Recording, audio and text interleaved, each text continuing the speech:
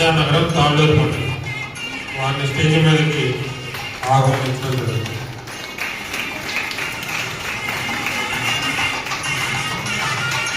వారిని ప్రభుత్వాన్ని మన కళాశాల యాజమాన్యం తెలుస్తుంది.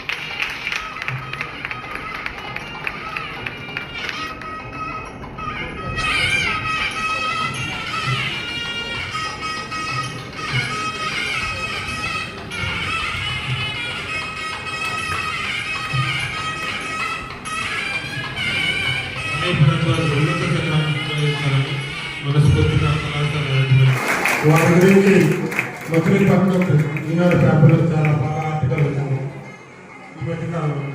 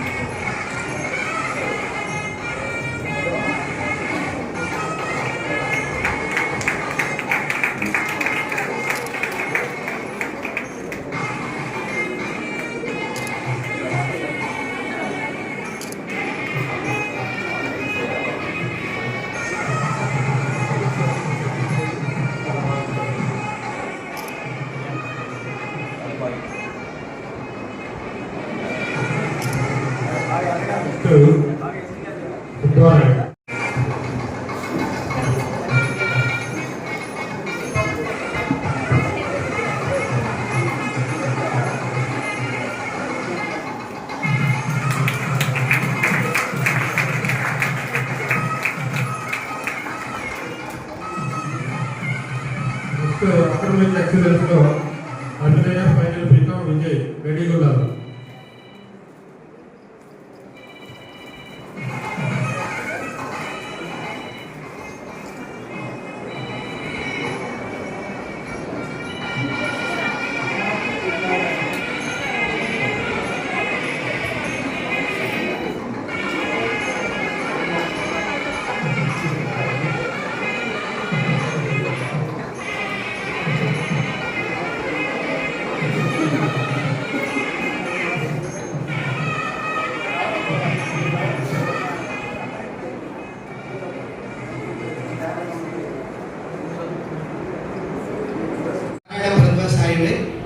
నేను ఈ మెగాడిఎస్సి 2025 ప్రకాశం జిల్లా అందరూ 103 మంది స్కూల్ అసిస్టెంట్ సోషల్ సెలెక్ట్ అయితే అతి పిన్న వయసుకుని 24 ఏళ్ళకి స్కూల్ అసిస్టెంట్ సోషల్ నేను సెలెక్ట్ అయ్యాను.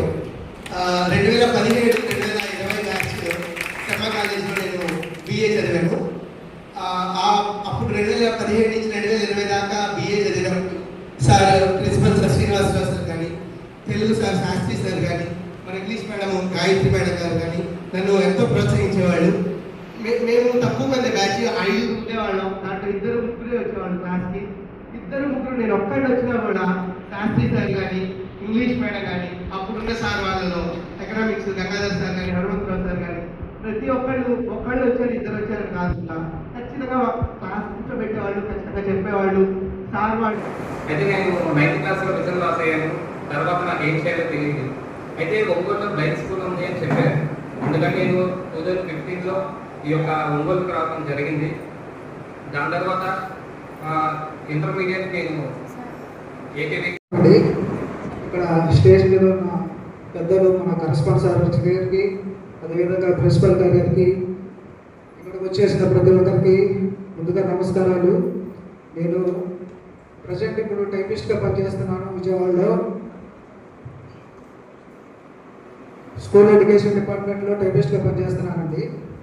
అదేవిధంగా నేను 2018లో ఇక్కడ డిగ్రీకి చదవడానికి వచ్చాను. వచ్చినప్పుడు ఫస్ట్ ఇయర్లో నేను చాలా ఎదుర్కొన్నాను ఇక్కడ సమస్యలు.